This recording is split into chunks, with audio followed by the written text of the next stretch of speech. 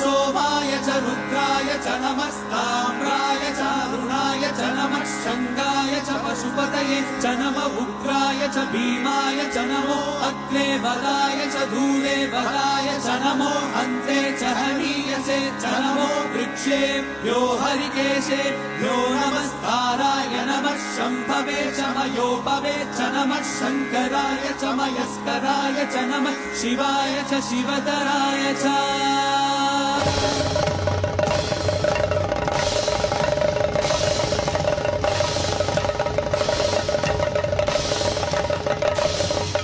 अंड ब्रह्मांड कोटि